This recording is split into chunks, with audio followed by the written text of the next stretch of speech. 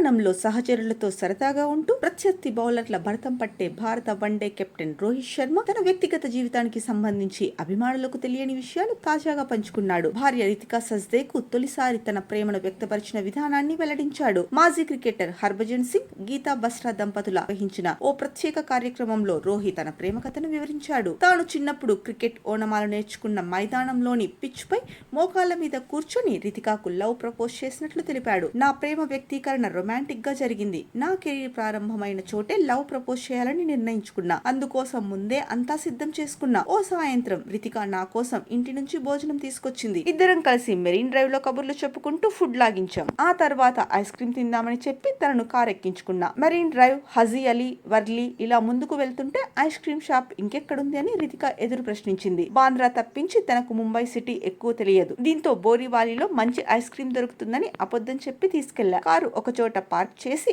ఆమెను మైదానంలోకి తీసుకెళ్లా. అప్పటికే నా స్నేహితులతో చెప్పి కొన్ని ప్రత్యేక ఏర్పాట్లు చేయించా. ఆ క్షణాలు ఎప్పటికీ గుర్తుండిపోయేలా ప్లాన్ చేశా. పిచ్ మధ్యకు వెళ్లిన తర్వాత మోకాళ్లపై కూర్చొని తనకు నా ప్రేమను వ్యక్తపరిచా అని రోహిత్ తన ప్రేమ కథను వివరించాడు. గతేడాది టీ20 ప్రపంచ కప్ గెలిచిన అనంతరం ఆ ఫార్మాట్ కు వీడ్కోలు పలికిన రోహిత్ శర్మ ఆ తర్వాత అంటే ఇటీవల కాలంలో టెస్ట్ క్రికెట్ నుంచి సైతం తప్పుకున్నాడు. ప్రస్తుతం వన్డేల్లో మాత్రమే కొనసాగుతున్న హిట్ మ్యాన్ IPL అనంతరం కుటుంబంతో కలిసి గడుపుతున్నాడు.